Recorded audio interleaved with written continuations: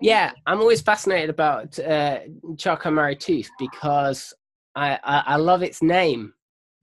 Do you know how it got the name? It is a combination of the names of the doctors who identified. Oh wow, Um, that's like a law firm. yeah, it makes They it were like, difficult. I found it first. No, I found it first. We both found it first. Yeah. Okay, We'll call it the Tooth Charcot Marie. No, we're calling it Marie Tooth Charcot. No, we're gonna call it this. And then they did like boom, boom, boom, boom, boom, boom, and then that was how it happened. Yeah, they made the wrong decision to put the tooth one at the end. Really? Yeah, it makes it Uh, sound like it's a tooth disorder that I affects your. do. I always Yeah, thought isn't that that. what you told me? Yeah, I did, but I don't know Yeah. if we can. Right, we're going to start this episode with that, right? Welcome to the latest episode of Muscle Owl Talks. I'm here today with good old Hannah, and we're joined by Allissa, and we're going to talk about Charcot Marie Tooth. Well, not Marie Charcot Tooth. Again, we were just saying the order in which I said to Allissa, while you were away, Hannah, I said, do you know how they came? A bit silly. I'd guess it's obvious you know how they came up with the name of your own condition, but it's the doctors who discovered it. They said, right, they just mixed their names together. And I was gonna say, I've always thought, because I worked at Muscular Dystrophy UK for a few years after leaving university, and Muscular Dystrophy UK helped people with Charcot Marie Tooth, and I always thought, first time I ever heard it, I thought, oh, okay, teeth aren't really about muscles, are they? That's an interesting one. So yeah, and I did say that to Hannah. I said, Charcot. I always think it's something that will affect older people because Charcot is like, I think about charcoal. This is a weird way to start an episode. This doesn't make any sense. I think it's like an old word, Charcot. We don't use it a lot in this day and age, but now I know it's someone's blooming name, right? But then there's like Marie, and so I'm thinking, well, that could be an older person's name. And then Tooth. I don't know. What's it got to do with teeth? So, and all the time I was well aware it had nothing to do with any of those things, but it was just a kind of a pleasant thing in my mind. So, Allissa, what is Charcot Marie Tooth, or as it's sometimes known, CMT? All right. Well, it's a group of. Or in fact, Allissa, do you want to introduce yourself first? We've been very rude. Hi, I'm Allissa. I'm friends with Hannah, and I have type 1A of Charcot Marie Tooth disorder. And what is it? All right. It is a group of disorders that are a peripheral neuropathy, which affects the nerve cells in the peripheral nervous system, which is arms, legs, hands, and feet. And the neuropathy part refers to how it affects the axons or the myelin sheath in the nerve cells, depending on the type of disorder. Wow. You know what's really impressive? I mean, actually, just the fact that you know all of that, and maybe that's not impressive. Maybe I just like know nothing about SMA, but it reminds me of, I think a long time, or no, when I was going through stuff for grad school, I was reading through like old essays that I had written, and there was one where I say like, I have spinal muscular atrophy, and then I have a footnote, and the footnote says, don't ask me to explain what this means. I have no idea. And wow. you know, I mean, that's still true today. Wow, that's fascinating. But maybe it's because of again, going back to it, SMA, spinal muscular atrophy, lots of people talk about it. And I feel like Charcot Marie Tooth is one of the lesser known conditions. Yeah, that's true. So like, I don't feel like I need to know about it because everybody knows about it. Whereas like Allissa, you probably feel like, well, I mean, everybody with doctors, you have to know your own shit, you know? Mm. But yeah, I completely agree with you that it's lesser known, but it affects 1 in 2,500 people in the United States. I saw that, yeah. So it's actually really common. Yet I'll talk to people or doctors, and they don't know what it is, or they think they know what it is, but they're not right. You're at the doctor. You're like, wait, you know what it is, right? Yeah, I know what it is. Medical school, many years. Tell me what Yeah, it you is. have to be your own doctor. Well, it's I don't know. And then you're like, no, you think you know what it is, but you're wrong, mate. Yeah. I like it. So in terms of what's known about Charcot Marie Tooth in general, you know, when you get the diagnosis, I don't know, did you get the diagnosis early? And in terms of the diagnosis, when you have it, do you then kind of know what's going to happen and what trajectory it's going to take? Or, you know, as with many neuromuscular disorders or conditions, you know, you might have some expectations, but it might vary, you know, significantly. I want to be clear that there is huge variation, and there are several types of CMT that are pretty different. I have type 1A, but it's also really different even if you have the same type, even between family members. Oh, wow. So it's inherited, it's autosomal dominant. So my mom has CMT, and she was never diagnosed with it because they didn't know what it was.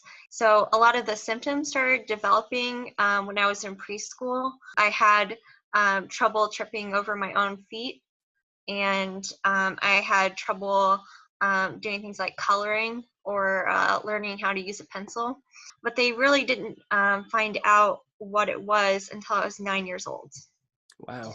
So I do know that, you know, right now how bad it is, and it does kind of progress as you get older, and so I know what many people's experience are when they get older, but there's no way for me to know for sure how much it will affect me, and if having any other injuries or conditions on top of it would affect that.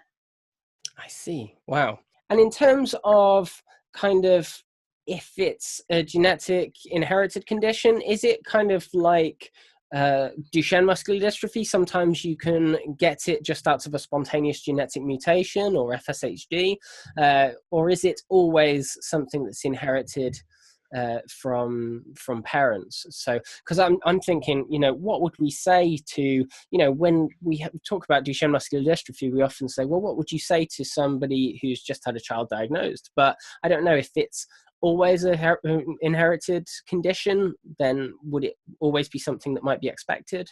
What's the well, definitely depends on the type as far as how it's inherited.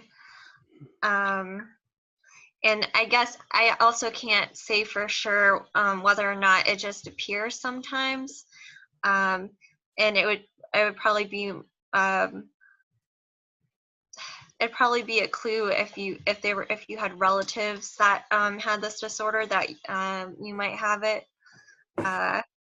Which is like a strange thing, because like so many MDs or neuromuscular conditions or whatever you want to call them are neuromuscular genetic conditions? Yeah, so like they're genetic, a lot of them, you know, but like most people, most generations like above ours, they didn't know how to diagnose them. So like there could have been, I mean, I'm sure I had ancestors with SMA, but no one knew what that was, you know? Yeah. Same with your mom, Allissa. You know, like they couldn't diagnose it. Mm-hmm. Yeah, I mean, again, we know lots of people who were carriers of muscular dystrophy or Duchenne muscular dystrophy and then didn't find out until, I mean, I know someone who found out they were a carrier of Duchenne by accident, kind of in their adult years, but before they had a child as well. So yeah, it's certainly an interesting one. And so I guess in terms of people who might know nothing about the condition and might have just had a child that's been diagnosed with Charcot Marie Tooth, what would you say to them? Because obviously diagnosis is an incredibly hard time for anyone, no matter what you're getting diagnosed with, isn't it? So yeah, what would you say? I'd probably say it's definitely good to talk to other people who've had the disorder, and definitely get the information from the doctors and research it. But because there's so much variation in what you experience, not to try to impose limits on what you think you can do or what they think they can do. A lot of it is just trying to pay a lot of attention to your body and to recognize when you're pushing yourself too hard, and maybe trying to find some lower impact exercising, such as swimming, that could just try to figure out what is like a risk of injury and avoid it. But I think that some people have been told that they can do a lot less than what they're capable of. Yeah. And other people have higher expectations where people expect them to do more than what they can do. And so someone who has CMT has to try to really know and understand themselves and have confidence to tell other people what they need, and not to be afraid to try to modify something in order to participate, and just know that you're probably going to be learning a lot about what you can do and what you can't do throughout your whole life, and it's probably going to change, and there'll be times where you can do more, times when you can do less. Yeah, no, absolutely. I read about somebody who'd had an operation I think in the leg, and they had CMT. Is that something that's, because obviously, again, coming from knowing lots of people with different forms of muscular dystrophy, lots of muscular dystrophies, you are diagnosed and you are told, well, there's no cures, there are no treatments, anything like that. Obviously, like many people will have a back operation, like Hannah, you, and having my brother Andrew with Duchenne muscular dystrophy. Are there any kinds of operations or any kind of surgeries or treatments, that are available for people? Or what I know about that is I have heard of people in the past having operations to lower foot arches, but most of the options that have been offered to me revolve more around orthopedic recommendations. For a few years, I wore leg braces, and you can also get insoles for higher arches. And sometimes if you have higher arches, your foot can actually twist inward when you're trying to walk, which probably isn't good. yeah. And I think might be a cause of some knee pain, for me at least, but nothing. Yeah, that's what we don't want, any kind of treatments that give people pain or anything like that. Yeah.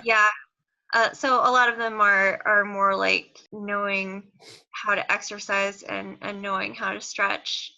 And there's not a lot of, well, I guess I probably shouldn't say for all types and all situations, but I've definitely been discouraged from looking to something that would be as major as the surgery.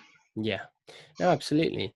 And I guess in the larger sense, that's, I'm guessing is it not really something you're interested in? You okay living your life as you are?